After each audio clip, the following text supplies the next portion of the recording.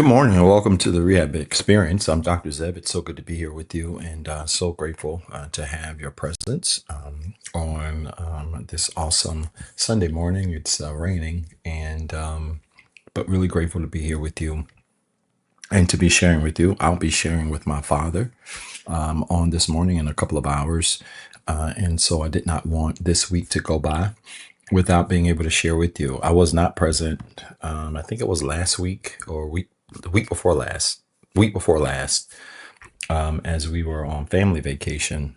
And so July, August are always very tricky months in terms of just traveling and everything that's going on during the summertime, vacations and things like that. But it is certainly great to be here with you and certainly excited to be able to share with you an incredible message this morning, building a faith that lasts. Is what I want to talk about. And I think you're going to find this to be a very useful message because I think it is so important that we prioritize our faith. And when I talk about faith, I'm not talking about what you believe in per se, as much as I'm talking about the thing that is necessary in order for you to be able to please God and to see results in your life. And so, I want to just give you three very practical ways you can build your faith today. And I share this with you, and we're going to get right out of your way. We've been doing a phenomenal job with time throughout the year. And this is the last Sunday in July. The next time I see you, we will be in August and already in month eight of the year. This year is flying by incredibly fast. And I'm telling you, I just cannot believe how fast 2026 is moving, is really moving. So the next time I see you will be the month of August. Nevertheless, we're just grateful to be here and grateful to be able to share with you and thankful to have your presence on today. Go ahead and type in your prayer request if you've got it. We can see that prayer request come up on the screen and certainly catch it on the replay as well. But we want you to know that we're certainly praying for you and rooting for you, that everything is well in your life and everything concerning you. So let's get right into it. Let's get right into the declaration. We're going to go ahead and get that up on the screen. People still ask to this day. I had somebody ask me out of the country what REHAB stood for Restore, Evangelize, Hope, Alternatives, Breakthrough. It is the 5 pillars by which we attempted to operate ministry when we were brick and mortar. But even in this virtual space and being a part of your spiritual journey, we still operate in this manner today. And so we like to walk through the declaration every time we're with you because the power of life and death is absolutely connected to the words that you say. And we'd like for you to start off your week in a very powerful way by speaking the appropriate things over your life. And so I'm going to walk through this declaration really quickly. And I am excited to share this with you. So I'm going to read this and pause occasionally to give you time to catch up while I'm sipping on my smoothie. And I want you to repeat this declaration with me as we go along. All right, say this with me. Restore.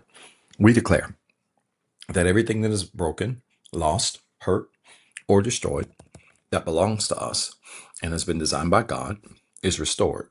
My faith is restored. My joy is restored. My mind is restored. Even my lost time is restored. I am no longer broken. The fact that I'm alive means I have another chance. My faith has restored me. And right now, His love is making me whole. Evangelize. Say this with me. We declare that God helped us so we can help somebody else. He loved me when I was unlovable. He changed me when I was a mess. His love lifted me when I was down. I'm not perfect, but I'm free. And anything that came for me can't keep me. Because I'm free, my circle is next. My family is saved. My friends are blessed. My plans are successful. My goals are ahead of schedule. And anything connected to me is blessed, just like me. Hope. Say this with me. We declare that everything that is missing is not lost. In Jesus, I have hope, and this hope makes me confident. It doesn't matter what happens to me or around me, I'm going to win. My relationships are winning. My goals are winning. My family is winning. My neighbor is winning. This city will win, and my virtual row has the victory. My past is defeated, and my future is brighter today than it was yesterday. Alternatives. Say this with me. We declare that God made us different. I'm a royal child, the light of the world, and the hope of my city. I respect the past, but I don't look like what I've been through. I love the church, and my life is balanced. I love coming to church, but I like flights, boats, and vacations. My whole life is blessed. I am the head and not the tail. I am above and not beneath. I am a lender, not a borrower. And every place I go belongs to me. There we go. Breakthrough. Say this with me. We declare that God has a breakthrough with our name on it. I have some challenges, but I am not defeated. No weapon formed against me can prosper, and I know that all things are working for my good. Things are not breaking down, they are about to break through. There is a breakthrough in my career. There is a breakthrough in my home. There is a breakthrough in my health. There is a breakthrough in my finances. I am here on purpose, for a purpose, and everything that went wrong is getting ready to turn around. You make that declaration with us? I hope you did. If you did, do me a favor. I want you to type in the chat what we have been saying throughout the entirety of 2026. Go ahead and put it in the chat now. I'm believing my way through it. Hurry. I'm believing my way through it. I want to encourage you today to absolutely believe your way through any and everything that comes your way. The reality is, you cannot expect great things in your life if you have not experienced great challenges in your life. And we like to talk about the high points in our lives, and we like to talk about the great things that happen in our lives, but few people have the courage to embrace and accept the challenges that happen in their lives, the challenges that take place in their lives. I want to encourage you to believe your way, not just through the good times, but to learn how to believe your way through the challenging times. I am in the middle of scaling my work and scaling my business. About to embark on probably the busiest 30, about 30 days of my life, with the exception of 1 week of some downtime. But the truth of the matter is, I'm excited about this opportunity, because if you can believe your way through the difficult times, you can be happy and celebrated and rejoice during the great times. I want you to believe your way through it, whatever the it is. And I want you to know that if you can do that, then you can expect to be excited when things turn around in your life. And they always do. They absolutely always do. It can't rain every day. Though, if you're in North Carolina, you would probably think otherwise, because it's been raining all week long. But for most of the time, it cannot rain every single day. And the sun does have to come out. You've got to learn how to believe him through the hard times. And that's where we can expect to see incredible things in our lives. Now, I want you to go and type in the chat today's topic: building a faith that lasts. All right. Put that in the chat. Building a faith that lasts. Put it in your phone, put it in your journal, whatever you're recording notes with today. We're going to deal briefly with Hebrews chapter 11, verse 6. Hebrews chapter 11, verse 6. I've got the NIV version. You get whatever version works for you. All right. Hebrews chapter 11, verse 6 in the NIV. You get the version that works for you. Building a faith that lasts. I want to talk about this, and I'm going to make this incredibly practical. If you follow my work, you know that I consider myself to be a master in practicality. I think we a lot of times make so many things in life so complicated that a few people absolutely cannot understand or receive the things that they need to receive for their lives, because of this lack of practicality that occurs, that is present. And so I want to challenge you this morning with a very practical way to understand the importance of building your faith. All right. And I'm in Hebrews again, chapter 11, verse number 6, the NIV. It says this: and without faith, it is impossible to please God, because anyone who comes to him must believe that he exists, and that he rewards, here we go, those who earnestly seek him. All right. And so if you look at this verse, there are two things that are required In order for us to please God with our faith, number one, you have to believe that he exists. It's impossible to say you have faith without acknowledging the one that makes the things possible that you believe for. All right. So, number one, you have to acknowledge that he exists. And number two, you have to believe that he rewards the people that seek him. And this is so important because your faith, record this, you're going to be the smartest person at the water cooler all week this week. Your faith is built much like muscles are built. All right. If you know me and follow my work, you know, I work out 6 days a week, especially if I'm not traveling, 6 days a week, Monday through Saturday. And muscles and fitness is built the same way faith is built, right? Our faith is built the same way. And Hebrews 11, chapter 6 gives, Hebrews chapter 11, verse 6 gives us some insight into this.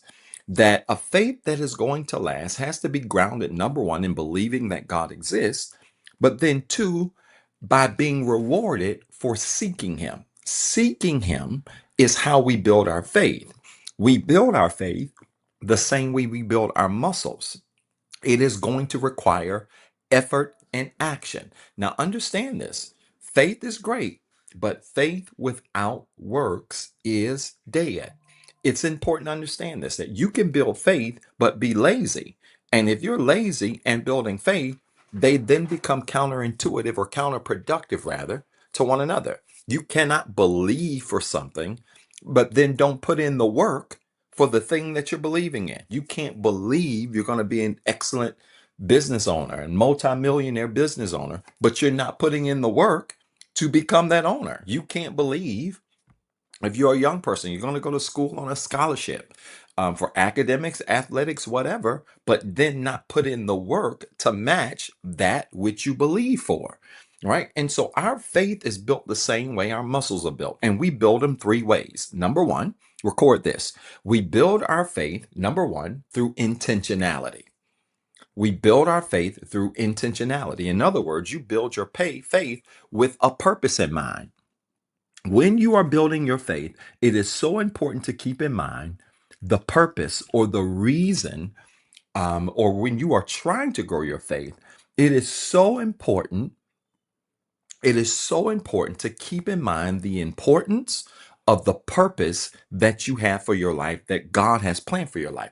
It's easy to function in faith when you know what the end goal is going to be. When you know what the end goal is going to be, and when you know what your end goal desire is going to be, then it's easy to go to the gym when you know the goal is to be in shape, or the goal is to be fit for your children, or the goal is to be fit so that you can live a healthy and a prosperous life, or the goal is to be fit so that you can be 99 years old, which is my goal. It's easy to go to the gym when you know those things are in place. And so I want you to know this. You build your faith, number one, just like with muscles, through intentionalities. Why is it important for me to have faith? How is my business going to be better with faith? How is my family going to be more successful with faith? Understanding your why. I teach this in my work. Understanding your why a lot of times is enough to ground you to be able to pursue whatever it is that you're pursuing in your life. And a lot of people quit. If I'm just being frank with you, a lot of people quit not because they're bad people. A lot of people quit because they don't know their why. They don't understand their why. And when you don't understand your why, it's easy to give up. It's absolutely easy to give up. All right. And so understanding your why absolutely positions you to be able, with intentionality, to build your faith. Here's the second way you build your faith. Number two, just like with working out, you build your faith with effort. Effort. In other words, you can't expect to build a faith and be lazy at the same time. I don't know why people in 2026, I have clients in so many countries around the world, and I can't tell you the number of people who expect to see results in their lives, changes in their lives, healing in their lives, heal from situations in their lives, but they don't want to put in any effort. They don't want to do any work. And how can you not be willing to do work, but then expect to see results in your life? It ain't going to work that way. It's not going to work. Again, faith without works, effort is dead. Believe all you wanna. But at the end of the day, you have to be willing to put in the work in order to see the manifestation of that which you believe for. Right. And I believe this. I believe God is blessing the person with faith. But you know what I believe in 2026? I believe God is also rewarding the person who ain't lazy either. I believe God rewards us when we're not lazy also. All right. And so you've got a number two, put in the effort. And then number three, real simple. You have to do this with diligence. You build your faith with intentionality, effort, and diligence. Diligence, what does that mean? That means to be consistently in pursuit of something. Consistently in pursuit of something. Diligence doesn't mean you don't get tired. Diligence doesn't mean that you don't hit a snag in the road every now and then. When you're pursuing something with diligence, it doesn't mean that things always work out the way you plan them. But when you're doing something with diligence, you are consistently pursuing it with everything that you have. And you're not only just consistently pursuing it, you're being very intentional and meticulous as you go about it. It's one thing to build a house and to throw up some sheetrock and throw up foundation and throw up some paint. It's another thing to draw out the plan, to be very intentional about what room is going to be near where and what size every room is going to be and what particular furniture is going to be in each furniture and what type of paint is going to be needed in each room. Did you know you don't put the same types of paint in every room? That the same paint that goes in the kitchen ain't necessarily the same paint that goes in the bathroom? Now, I before I became a painter, I didn't know that. I thought paint was paint was paint was paint. But the truth is, you don't put the same paint in the same rooms. Why does this matter? Because when you're building your faith, you build your faith with the same level of attention to detail and care. That you ain't just throwing paint up on the wall, but you're thinking about what you're doing before you do it, right? Before you build the building, you're doing what? You're counting the cost. And this is so important, even when it comes to building our faith. If we're going to build our faith with diligence or a consistency that pays attention to the details, then the only way we're going to be able to do that is by making sure that we are very intentional in our approach to build that faith that we claim we need in order to see the manifestation of promises in our lives. But you got to do it, y'all. This stuff doesn't happen accidentally. This stuff doesn't just fall out of the air. You build your faith the same way you go to the gym. You're intentional about going, meaning you understand why you're going. When you get there, you're putting in effort. You ain't standing around drinking Capri Suns, walking around in your Aldo sweats, just looking at people, but you're doing work. And number three, you're doing it with diligence. You don't just go to the gym one time and then go back a month later. You're doing it with a consistency and an attention to detail in order to receive a specific result. This is important, y'all. Why? Because if you understand how to build faith and you recognize that God rewards the person who, number one, believes that he exists, and number two, that believes he rewards those that seek him, then you cannot go wrong. You believe in God, you know he's going to reward you, you're building up your faith with intentionality, effort, and diligence. Where's the loophole? And so I want you to make this your focal point for these weeks to come, these next 2 weeks to come. How can I build my faith in a way where every single day, when it comes to my faith in my life and growing in my life, I am doing it in a way where I'm building with intentionality, I'm building with effort, and I'm building with a due diligence that says, I ain't just throwing paint on the wall, but I'm being very intentional about how I move in my life. Because how I move in my life, my effort, combined with the faith, how I believe, is going to determine how the thing that I'm believing for turns out. Y'all, did this make sense this morning? You see how practical that was? This ain't hard. You see how practical that was? Come on, this was helpful. Fill it up with hearts. Fill up the comments with hearts if this made sense. Listen, I want to pray for you. I told you we've been doing incredible on time. I'm going to tell you, I'm really proud of myself. I've been making some conscious efforts, not only in this space but also in my Thursday live space. Um, I have been I have I have been in this space really trying to be mindful of my time, and not only in just this space, but also in my workspace. And so this is no different. But I am so grateful for each of you for tuning in. Do me a favor, type in your prayer requests in the chat. Yes, we're still on our routine. We get up, pray over your prayer requests before we get into our daily routine and task. And we want you to know that we are absolutely continuing to pray for you and believe God for you. And so I want you to know this. I want you to know that the effectual, fervent prayer of the righteous man or woman absolutely still availeth much.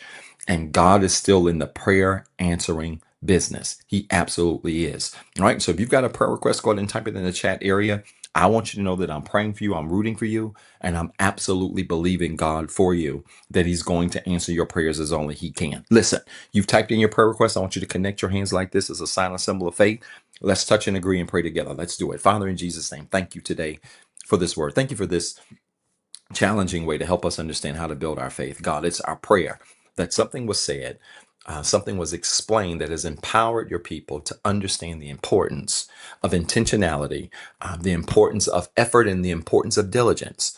That as we combine these factors with our faith and belief in you, your existence, and how you reward us, that there is absolutely nothing we can't believe you for that won't work out in our favor. God, continue to help us learn how to build and grow our faith so that we can become the best version of ourselves and we can live in a life filled with expectation, not wondering if things are going to work out, not wondering if things are going to happen in an accidental way, but being able to live an intentional life knowing that we have a foundation of faith where we can expect to see the things that we pray and believe for happen in our lives. God, somebody typed in a prayer request in the chat this morning, and right now we lift that prayer request up to you, and we ask now that you would answer the prayers of your people as only you can. We want you to not only answer that prayer, but we want you to make ways, to open doors, to meet needs, to grant heart's desires in a special way, and as only you can. Literally, God, open up the windows of heaven, pour out blessings that you won't have room to receive. We want you to bless us in the city,